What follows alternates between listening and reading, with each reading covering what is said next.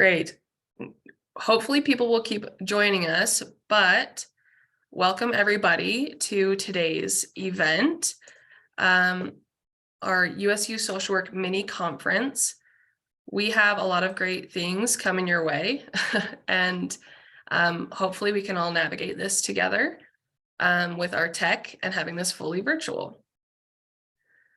So the first thing that I want to cover is just some basic announcements that are tech related before we get started to make this as seamless as possible. But my name is Teresa. I am going to be our facilitator today. So if you do have questions, I'm the person to ask. These sessions will be recorded for future viewing. So if you are concerned about your visual or voice being recorded, just keep that in mind.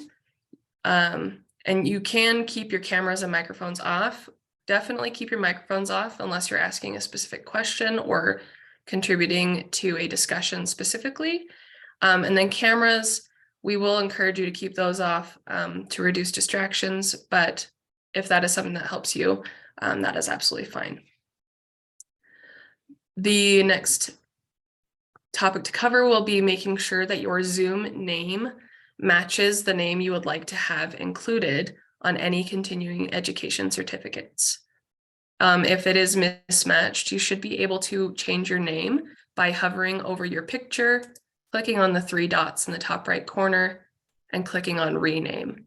This is important, like I said, for continuing education credits, because that's how we create them and match them to you from your registration. And like I said, if you have any questions about continuing education credits or about the conference, I'm the person to ask. Do not ask the presenters, they don't know. So you can email me at any point during the conference if you have a question, or you can send me a private chat on Zoom. Either works. That is my email address, teresa.larson@usu.edu. And just as something to think about as you are participating in today's conference is that we will be sending out a feedback survey following the event to help us understand your experience and improve the event in the future.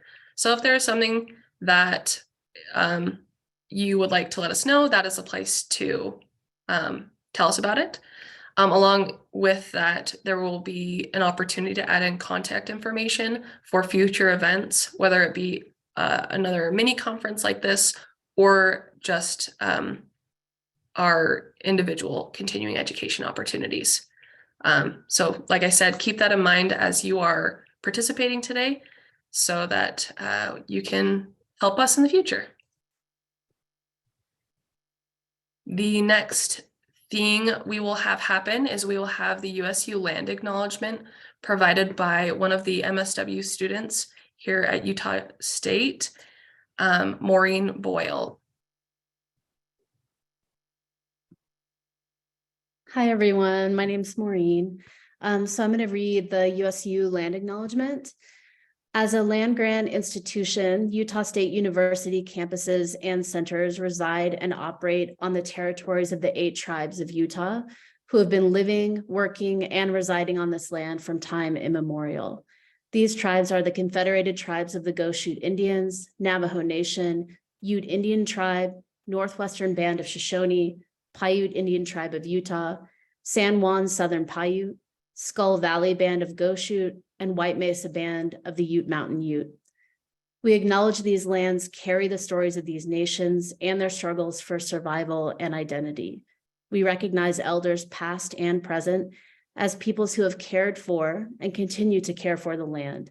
In offering this land acknowledgement, we affirm Indigenous self-governance, history, experiences, and resiliency of the Native people who are still here today.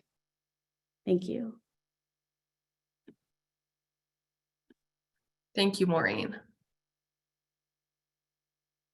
So now we'll go ahead and get started with our first session, which is the ethical obligation of self-care, trauma stewardship in troubling times, presented by Sean Camp and Susan Egbert. Sean Camp has been active in the field of foster care and adoption for over 25 years. He has received his Master of Social Work from the University of Georgia in 1991 and was state director for a multi-site child placing agency for many years before coming to USU as a professor of social work. Sean has specialties in the areas of working with children who have been abused, transitional behavioral difficulties, and child sexual behavior management. Sean also serves as a clinical director for a local proctor care agency and is currently pursuing his PhD in social work from the University of Georgia. Susan is a clinical professor, MSW program director, and statewide campus MSW program coordinator here at Utah State. She's passionate about improving the well-being of vulnerable people through social work practice and scholarship. Susan teaches across the social work curriculum with a focus on field practicum, social work values and ethics, human behavior in the social environment, practice with individuals, families, groups, and communities, policy, and research. So the time is now theirs for this first session, and then I will come back before the breakouts.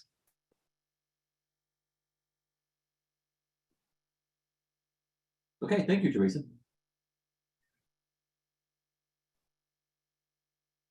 Okay, let me see. Can everyone see that? Sean, I guess can't, you're yes. the only So one we will allowed. assume that everyone can, so yes. Okay. Tell me if you can't see that. No, I'm just kidding. Welcome, everyone.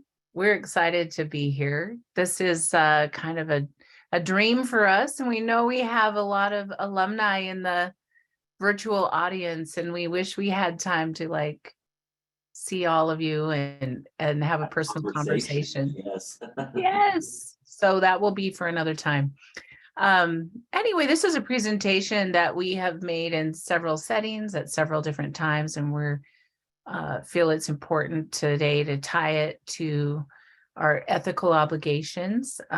Sean, do you want to introduce? Although that bio covered a lot of Kind of covers it. Pages. A little bit older, but so I'm not sure where Teresa, where you got that. It's kind of old for me. But at any rate, so yeah, we're glad you guys are here. Thank you for coming.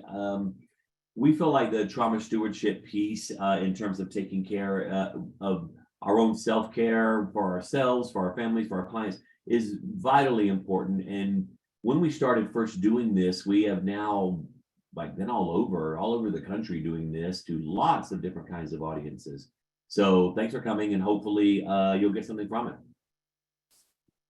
it. okay.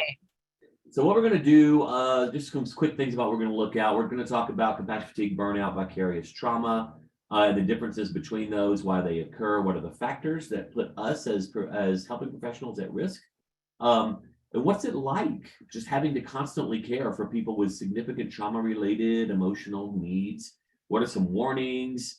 And then we're going to go into prevention, self-management, and some ideas about strategies, but we'll say right up front that self-care is extremely personalized.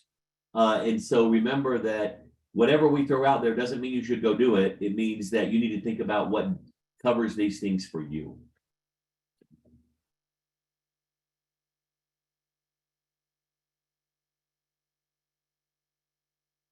I erased myself You got from a the happy now, screen. Susan. I erased myself from the screen so that we could see everything. Anyway, we teach on Zoom every day. Don't be alarmed. We're You wouldn't rolling know this it, out. but yeah. Some of these definitions that we just want to provide some context for, and self-care is something that has gotten talked about a lot more lately. It's actually kind of a trendy deal, but we feel like in our field as helping and caring professionals that it has a deep relevance. So burnout is physical and emotional exhaustion just due to prolonged stress and frustration. We experience depleted ability to cope with work-life demands on a daily basis sometimes. And this leads to feeling powerless to achieve goals.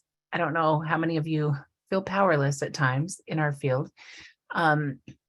Compassion fatigue is a deep erosion of our compassion, of our ability to tolerate strong emotions and difficult stories in others. That's when some people describe it as jaded. We're not able to care as much as we have. We've used up that part of us. And maybe we even move to a really dark place as we talk about our work and those that we serve. And vicarious or secondary trauma is repeated exposure to difficult stories and situations over time that truly changes our worldview. And I know as you, it's such a big group, we don't have an opportunity to like take comments. We're going to do a couple of breakout experiences, but totally low key. But we want you to reflect on all of this and the meaning it has for you as we go through. And we do like a lively chat. We just will not be able to respond to anything, but sometimes it's great to support each other behind the scenes. Yeah. And the thing is about all of this is that it's funny that it's in the helping professions that people who go into this field, we have this idea that somehow we have to be strong enough to handle everything and that we can keep it all at a distance and we can maintain that objectivity and just stay okay when we have to deal with these stories and situations all the time. So the important thing to sort of encapsulate and really lean into is that this kind of reactions are normal. They're expected. They're things that just happen. And we put a couple of quotes here. One is from Kitchen Table Wisdom, and then the other is from the Trauma Stewardship book, which we highly, highly recommend if you have not read it. It's now an assigned thing in all of our classes, but it took us a while to find it and learn that, hey, we should do this. Anyway, so the two quotes are the expectation that we can be immersed in suffering and loss daily and not be touched by it. That's as realistic as expecting to be able to walk through water and not get wet. And so, Susan, you jumped ahead on me. And trauma stewardship is this idea that a transformation takes place within us that as a result of being exposed to the suffering of other living beings on the planet, it impacts our mind, body, and spirit. That's a normal response that we're having that happen all the time. Is your computer freaking out, Susan? And I just want to say about that, if you've ever read this book, there's a moment in the book, and Laura Vandernoot Lipsky talks about, she was hiking with some friends in some beautiful area. I don't remember exactly where it was. And they come to this cliff and there's this gorgeous view. And she says out loud to the people around her, I wonder how many people have jumped off of here to kill themselves. And her friends looked at her very strangely. And she thought, my whole worldview is skewed at this moment. And I cannot tell you how many times I found myself in that aspect of my clinical work and in that kind of mindset. So we're hoping to prevent that for people in the future through all of this. Okay. So the concern I'm having, Sean, is I'm trying to create the breakouts while simultaneously. So if you wouldn't mind creating breakouts of 3 or 4 people automatically assigned while I talk about this. It does it itself. Just look at the thing at the bottom. How many groups to create? If you just go to breakouts and keep clicking more groups and look at the bottom, it will say like 3 to 4 people in a group. Okay, I'm actually having trouble because the breakout rooms that are already there are not letting me do that. Okay. I'll figure it out. Can you do that for us, Teresa? Okay. Oh, thank you. Anyway, we want a chance at least for you to, you don't have to go into great personal detail. It's just a time to have a little peer support. And we find and have heard it's widely acknowledged that professional helpers are very vulnerable to compassion fatigue and vicarious trauma. And we thought it would just be interesting for you to have about a 5 to 7 minute conversation about why you think that is. What makes it so hard? What makes us vulnerable? What about us? What about the field? What about the context that we're in? And even the roles that we fulfill and how that shifts sometimes from situation to situation with client to client, sometimes in the same session. Yes. You're with a client for an hour and your roles just are shifting around all over the place. So that, that aspect of it as well. Wonderful. Do we have breakout rooms to go? No, Yes, I can do it. You're ready. Wonderful. Okay. You should automatically be assigned to a breakout room. Take the opportunity to say hello. It would be fun if you shared how you're connected to USU, and then we'll bring you back in about 5 minutes. Okay.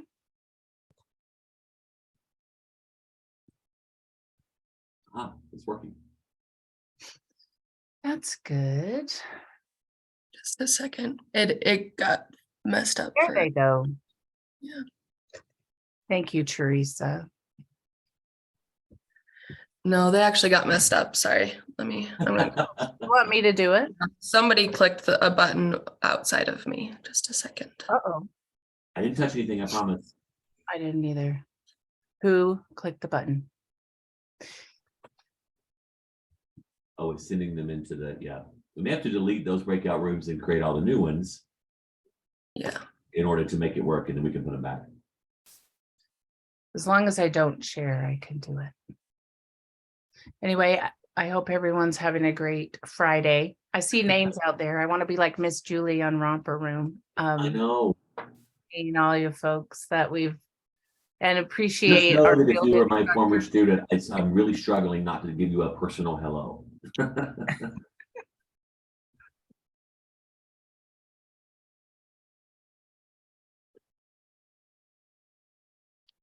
We might need to move on, Susan, if it's gonna be this I big of a think problem. so.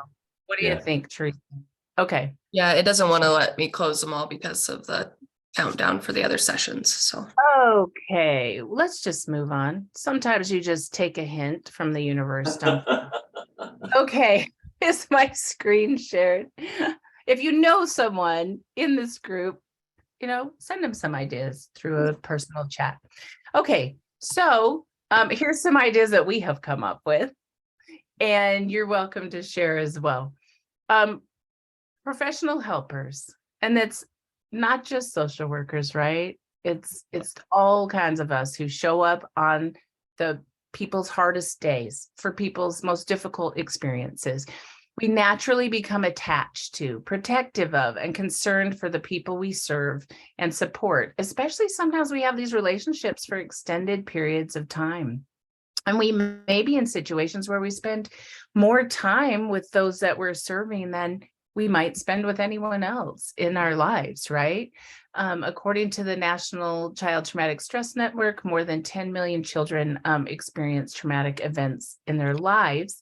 Those are the folks Sean and I have worked with in terms of child welfare. But you know what? I was here when Vincent Folletti, the ACEs guru, came to town the first time many, many years ago, and we started talking about adverse childhood events. We're all familiar. We all know the events we experienced. Many of those brought us into the field in a direct and indirect ways, right? We also know that today's clients are far often victims of trauma beyond maybe the thing that we were hired to focus on, which may be substance abuse or mental health or a healthcare setting or in a school. But there are all these intersections, and there's all this baggage of poverty, hunger, abuse, violence, neglect, illness, divorce, death, racism, sexism, all the things that are happening for our clients, layer upon layer, and struggling with concern for these individuals and the frequent reminders of the obstacles and barriers that they face.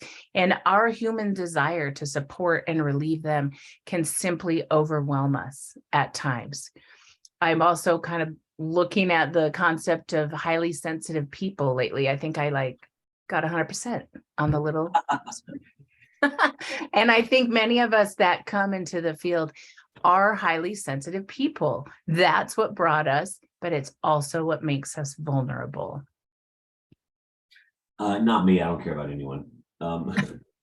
So the impact of caring for these clients or and depending on your role, it's not always necessarily client, but the people that you serve, that these situations these demands of all of this, they just sort of add to our psychological and emotional load. And God forbid you're having problems at home or in relationships of your own, right? And so without realizing it, we can move into this zone where we're resentful rather than resourceful. We get, I love clinical practice and I find it delightful, but when I start realizing, oh gosh, I got to see these clients tomorrow, or I have to do this, or we get just exhausted and just overwhelmed. So we can deal with that in a lot of different ways if we're not managing it. And one of those is we can get really dedicated.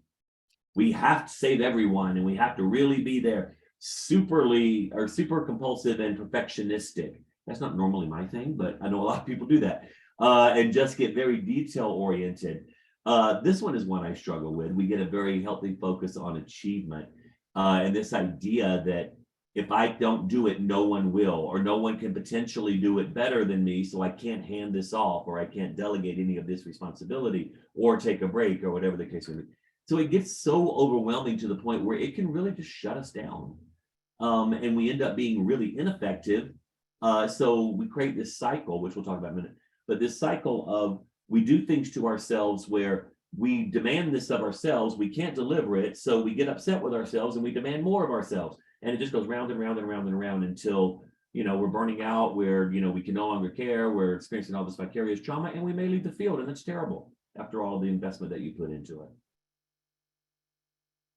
So some specific symptoms and warning signs that we might be approaching these things. I mean, life occurs on a continuum, right? When we look at a diagnosis of anything, it's when we hit, or, those we work with hit an impairment level in these areas, because every bullet point on here, feeling helpless and hopeless. I mean, we all have our days and moments, a sense that one can never do enough, hypervigilance, diminished creativity, an inability to embrace complexity, minimizing, chronic exhaustion and physical ailments, inability to listen, deliberate avoidance, dissociative moments, sense of persecution, guilt, fear, anger. Those are all things. And we might respond with, addictions and other ways to numb ourselves of these feelings. And often we also see grandiosity, an inflated sense of importance related to our work. Maybe we feel like we're the only one who can do it. We can never be replaced. And we just have to carry this stewardship ourselves forever. My go-to when I'm not doing well with this stuff is cynicism, Susan. It's one of the reasons I was just talking with a student saying hi, that I got off social media, 4 years ago now, I think, because I just was cynical all the time and upset about something all the time. And I thought I'll take a break. Well, I've never gone back, and I'm kind of happy with that decision. But at any rate, so I mentioned a second ago the trauma and the cycle of wounding, and it's just this idea that, we have a life situation, right? And so it distorts us. And in our case as practitioners, that might be the idea that we are, that something happens with a client, or we're not feeling effective with our client work or whatever. And so that starts impacting us. We don't feel joy in our work anymore. So we start developing these distorted beliefs. I'm not good at this, or maybe it's time for me to just move on and find a new career. I mean, whatever the case may be. And so that brings up a lot of feelings for us. I mean, if I thought about leaving clinical practice for good, then yes, I would be very sad about that. And I would feel like I'd let people down and I wasn't living up to my full potential, all of this emotional feelings, which may then cause me to behave, and react to things in negative, unhealthy ways, which then feeds the very thing that started the whole cycle in the first place. And so certainly clients experience this, but we also experience this in our professional roles. Because once we start engaging in these beliefs about our effectiveness, our ability to cope, our ability to care, whatever it might be, then we enter this cycle. And if we're not intentional about it, we're not going to pull ourselves out of it. And it's just going to keep getting worse and worse with every spiral, every trip around the wheel. We're just going to end up in a worse place. So it's really important that we pay attention to that and recognize, okay, my beliefs, I'm having some cognitive errors. And maybe I need to really do something and take a look at that. What's going on with me? So. Okay. So now that we've depressed everyone, with Not our made intention. everyone hopeless about their ability to manage trauma. We love the term trauma stewardship. If you think about stewardship, it's, when we say burnout, that's something that happens to us. When we say compassion fatigue, that's also very negative to me. But when we talk about a stewardship, it's something that we hold, that we care for. And it just feels a little more hopeful to us. And that's why we love that book as well and highly recommend it. So and we're going to do some specifics later around tying this to ethics, because the practice of trauma stewardship requires high levels of critical self-awareness. I had a couple rounds on the Doppel board, and it's tricky being the person sitting at the end of the table with the board while people come in and share their stories of how they lost control of things, and the slippery slope and everything we've been taught. And I would guarantee all of those stories have implications for the ideas of self-awareness and self-care, every single one. And we run into these with students as well. Good decisions are not always an outcome of an overwhelmed person. That was very politely said. Right. So acknowledging the effects of trauma exposure and burnout within ourselves. That is so important. This is such a parallel process, again, in our work with clients. The competencies that we teach, right? Engage in this process, constantly assess ourselves, intervene, and evaluate how that is going on an ongoing basis. Make room for that internal process to acknowledge the struggle and make space to heal, and determine when you're off track and what you need to do to get back on track, or where you need to re-enter your work in order to be effective and, basically from an ethics standpoint, safe as you work with clients and the community. And then commit to implementing changes that you need to. And consultation, of course, is another important piece of this, around taking care of our own selves as the instruments of our work in this field. So, yeah, so we're going to talk about these. This is sort of an outline for what we're going to be doing, this prevention and safety planning. So self-assessment is an early warning, self-assessment is an obligation, and then self-intervention with intention. These cartoons are from the book Trauma Stewardship.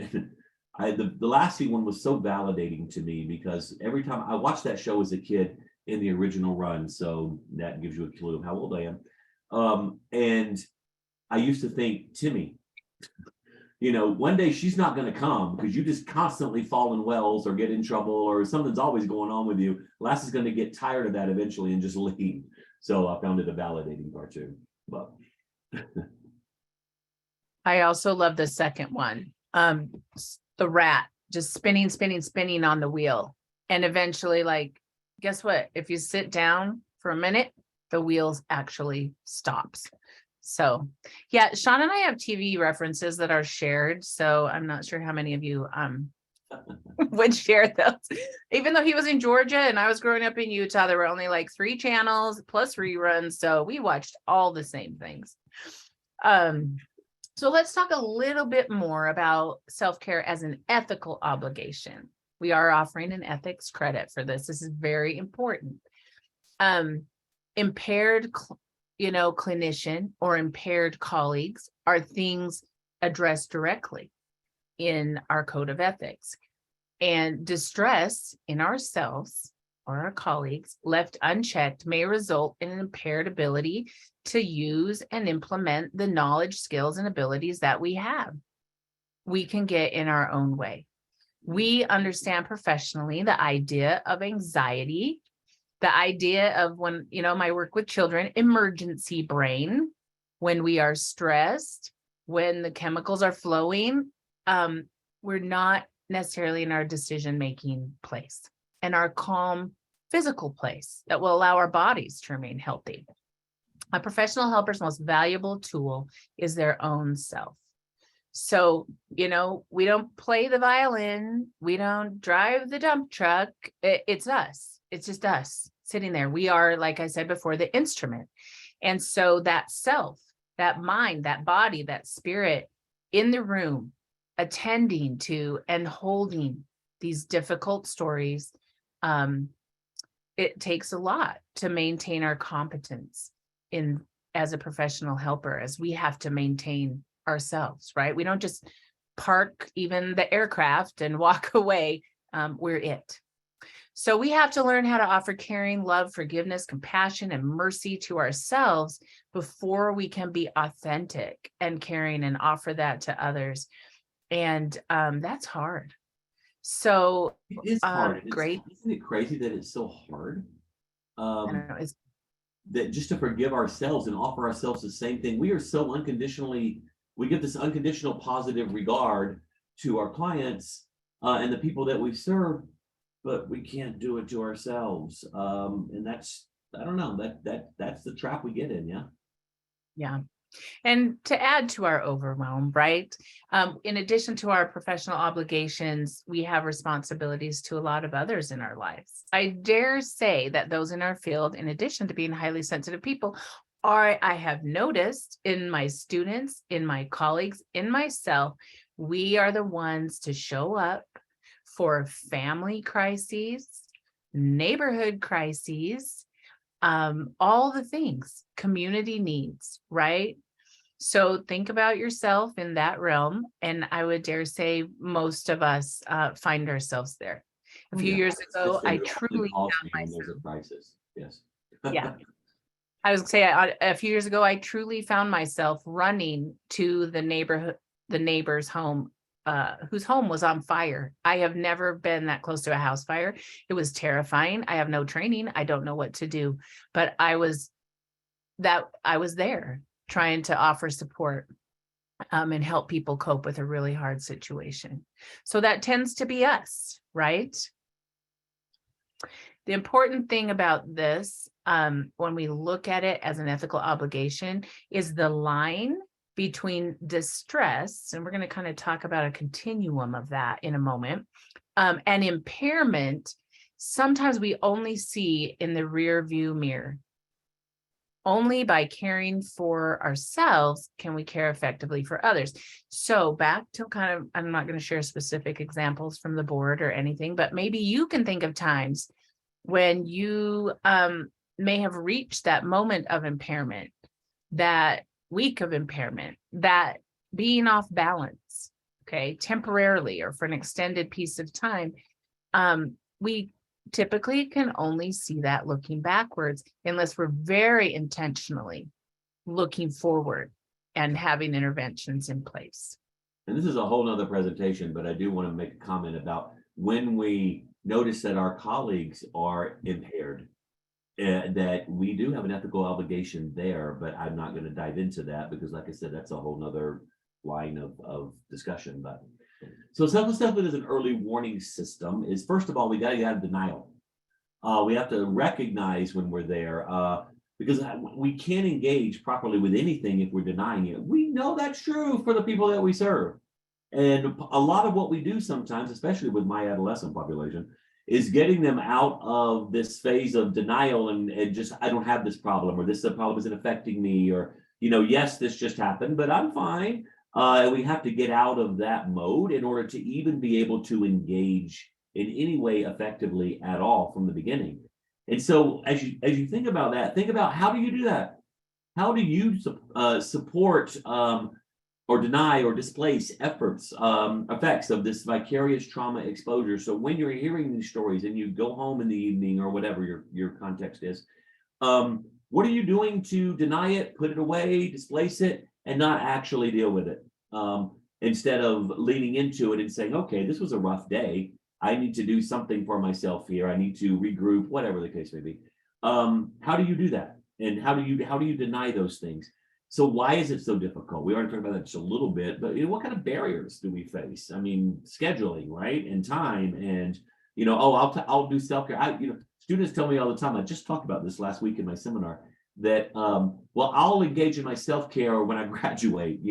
I only got 2 semesters left. Well, that is a trap to get into. I'll engage in self-care when I have time, because somehow that time never comes.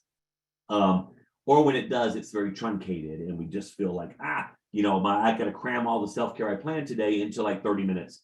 And so that's a trap to try not to ever get into, is, well, I don't have time this week. to do anything related to my self-care strategies.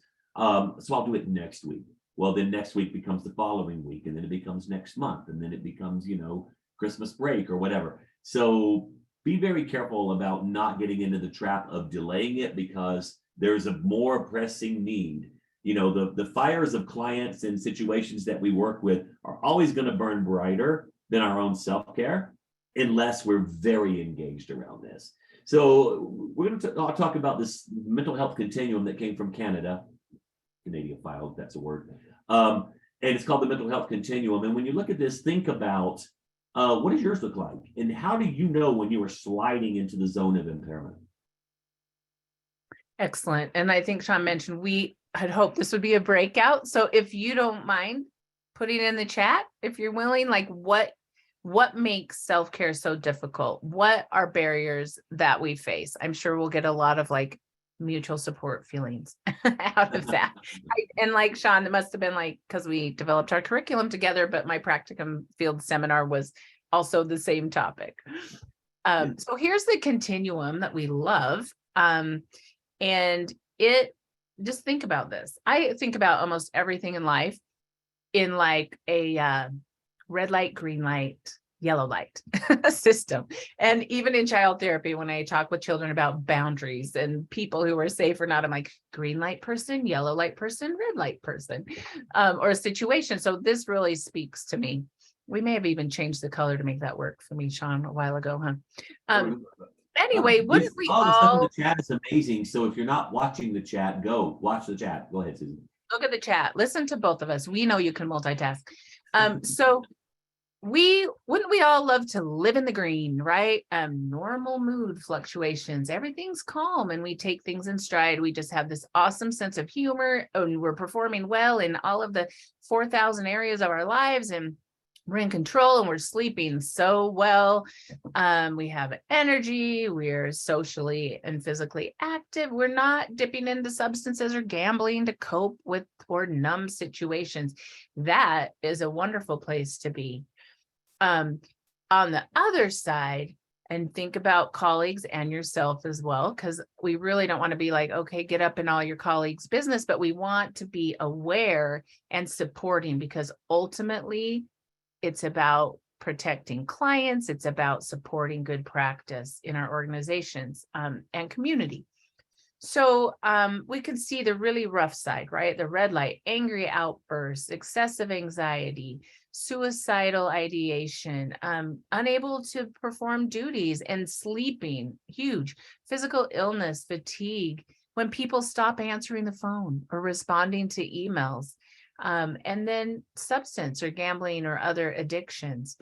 I think it's common as if you look at the middle of these, the idea is that as you feel, approaching the yellow, irritable, nervous, procrastinating things, forgetful, the sleep struggles, you're starting to have headaches, that you kind of hopefully stop at that point and have a plan in place to regroup, rebalance, or use your best coping strategies, even if you have hard situations you can't put down. So anyway, I know Sean put the PowerPoint in the chat. We have a couple of handouts, but they're basically redundant to the PowerPoint. So maybe we'll just leave it at that. Yeah, I think so. Okay. And I kind of wanted to do, Susan, we got a duplicate in there, so just pop on, I guess. I wanted to do a word cloud, but in the interest of time, we decided we really couldn't. But looking through all the comments people threw out there, I think time is going to be the biggest one, right? That would be this huge word in the word cloud, because it looks to me like that's what most people said, at least as an element of what they said. There's some other wonderful things in there, but cultural. Oh my gosh, I want to engage with all of those comments, but I can't. So yeah, I think that time is the biggest factor, and making that time for it is so critical, which is actually why we are focusing on the ethical obligation piece of that. I did with the slide should not be in here twice. We're not focusing on that much, but because really, if you want to be effective and you really want to do a good job, then you have to make the time. So maybe you take a couple less clients, or maybe you don't, spend the day helping a friend like you originally said you might. And making space for that time is so difficult. But once you get in the habit of doing it, it's not that hard anymore. I'll share an example a little later on about what I do for my clinical work and how I take my own self-care. So Susan, can you forward on? Because that's a duplicate. Yeah. You know what? Let's just say we wanted you to reflect back now that you have all this new context, right? Or you've been reminded. I know we got a lot of social workers in the room, right? But so a lot of you are probably familiar with this, but there's the one way, if you're in case you're not a social worker, for biopsychosocial spiritual model is one way in social work practice that we assess our clients. But why don't we do this for ourselves? And sort of take a look at ourselves and our own self-assessment of where are we and what's going on with us. So looking at, biophysically, how are we? I recently went through a period where I was really struggling with some depressive symptomology, but I wasn't feeling depressed. Found out my thyroid was a mess. Got regulated on that, and I've been fine ever since. It took like 3 days to fix me. And so I've been fine ever since. So biological, the social, how are our connections? The busier we get, the more social isolated we get, right? So there goes that time factor. Boom. And so psychologically, and then the spiritual, which I think is very important. Those of you who've been in my classes know I do stress that a lot. And again, for purposes of just clarification, spirituality in this context does not refer to religion unless it does for you. It can refer to whatever gives you a sense of meaning and hope and feeling like what you're doing is important and matters to the world and makes a difference. That's what we mean in this context by spirituality. Awesome. And those of you who have been our students know that the first thing we teach in our HubC class is an opportunity to first assess yourself and look at your life, past and present, along these 4 areas. So then somehow once the class is over, we don't ever do it again, or we don't think we should ever do it again, right? Well, then we teach you to, do it for clients, but hopefully you hearken back to that as a powerful experience. Sean, this is your set of strategies. Yeah. So one of the things that we're going to throw some stuff out there right now, but again, as I said in the beginning, please remember that you have to find your own self-care, your own strategies that works for you. Because some of the ones even on this list, I don't do, and I don't know if I could do. Susan has a funny story that I'll let her tell about knitting, or quilting or whatever it was. But one that does work for a lot of people, I assign it to clients all the time and they find it effective, but it doesn't really work for me. But is journaling. It is a safe place to decompress and talk about your emotions and where you're not being judged by anyone, and look for hope and all of that. But again, if you don't like journaling and you don't like writing, then maybe not your thing. But choose your words. We seem to self-criticize ourselves so easily and effortlessly. Think about this and be intentional with that positive self-talk. I call myself so many names when I'm stressed out. And that is just so destructive because all it does is really add to the load, and just sort of make me even feel worse about myself. So I'm feeling like I'm screwing up, failing, not fulfilling my responsibility in some area. And then I start attacking myself for it and calling myself names and being down on myself. Well, that helps, doesn't it? Know what your triggers are. Figure out what they're going to be, what things make it hard for you, what things actually trigger, what in all of your work with people is more vicariously traumatizing than other kinds of things, and recognize when those happen that, okay, I'm going to engage with this. And the more that you do that, you become empowered to recognize, okay, this is rough, but I can handle it. I've handled worse things. I can get through this. I need to do something specific. That's the whole point of all of this, about doing something about it, but I know that I can, and it becomes very empowering. I mentioned a while back that, unplugging for me, it's not so much, putting down this thing as it is staying off of social media. And most people who know me well, and certainly have been in my classes, know that I have a very political focus and bent.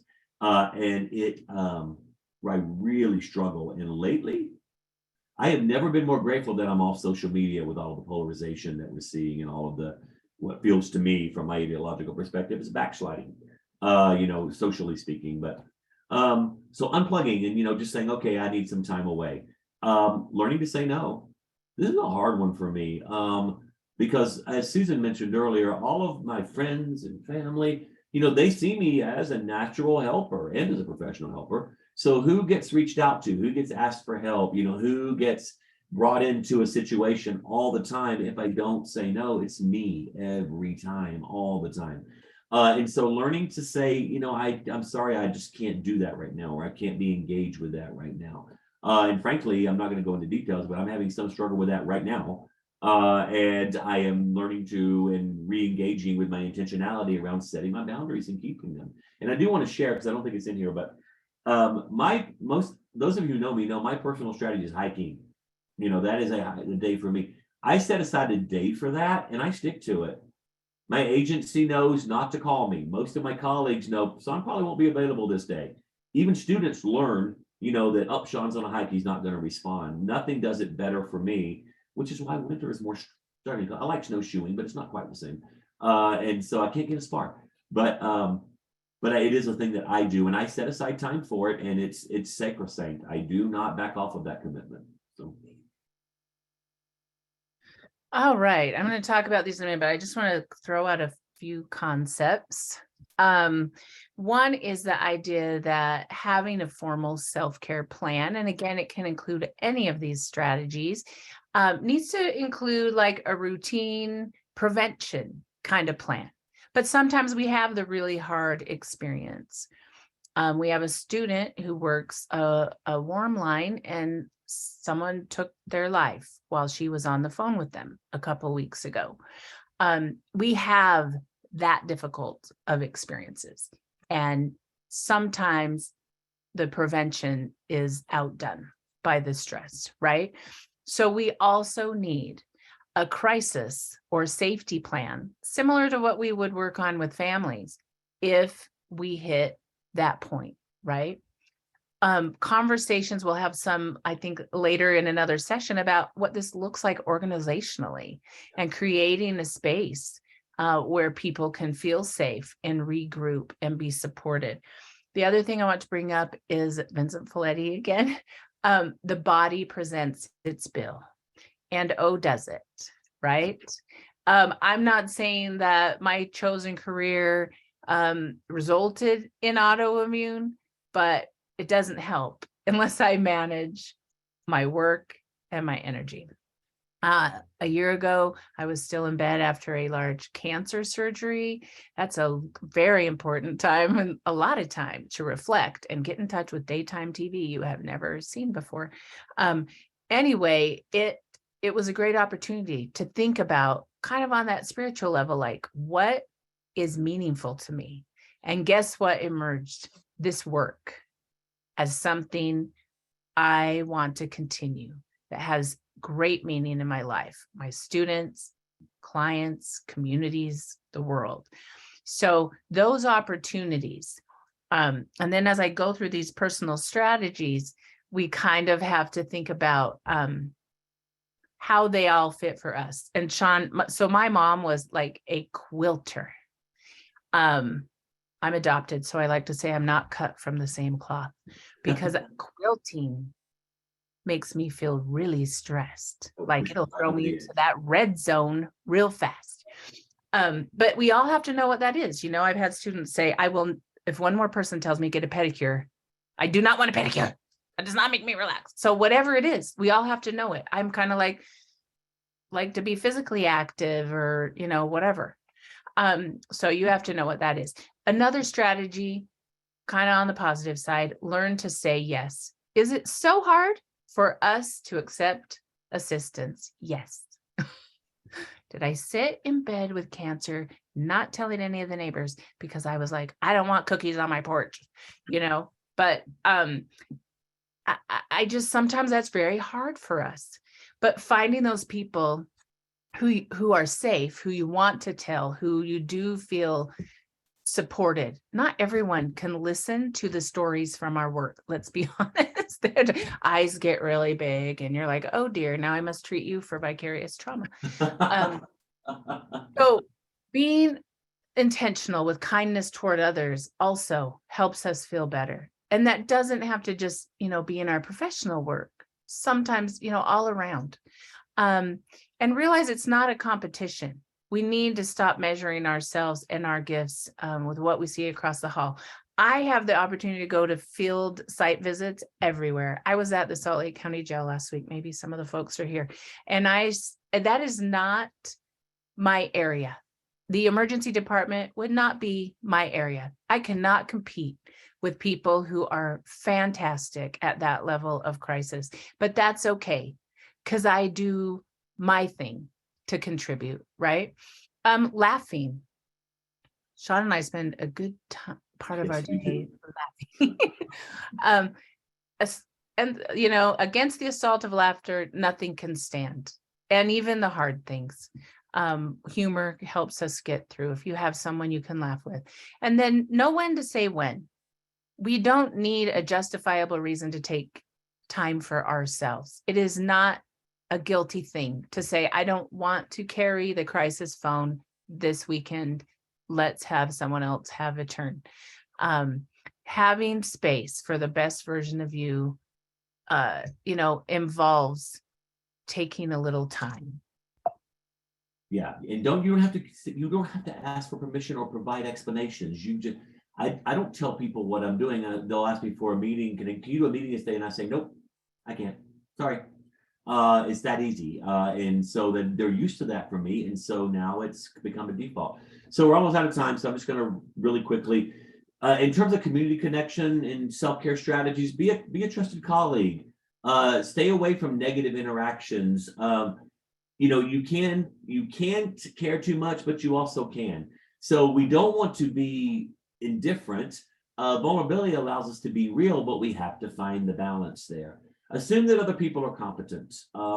I would not still be in this profession if it weren't for my belief in the competence of Susan and my other colleagues. So they can pick up and carry when I can't make it. Utilize the gifts that you have.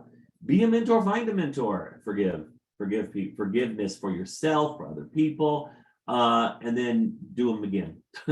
Always remember that you come first.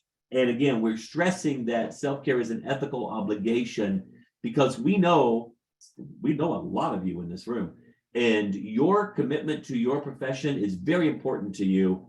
And if you want to do well at it, then you have to take care of yourself as well. That was Springer's final thought. There's another reference. Some people are not. Okay. And we are finishing right on time. So nothing has to change in this world for us to transform our own life experiences. I think that's an empowering thought. But it's also hard. Sometimes when we get in a kind of a victim mindset, all of this is happening to me, I'm oppressed, this job, we have to check ourselves, internally and empower ourselves, show that kindness. I mean, if we're in a situation that's abusive and oppressive and cannot be solved through good discourse and feedback, we need to take care of ourselves. Meantime, I have seen over the course of my 30-something year career that organizations can change, people can change, people can get healthier. Again, parallel process. We need insight, awareness, and intention. So thank you. That is our time. So much. And again, it's been killing me. I have taken some moments to say hi to certain students just because they responded to me. But thank you guys for being here. I hope that there was something in here valuable for you. And please be intentional with your self-care. It's the only way you're going to last in this. I've been a clinician now for over 32 years.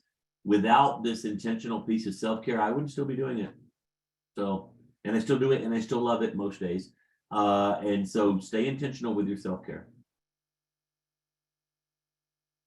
All right. Have a wonderful weekend. Oh, yes. All right. Thank you all.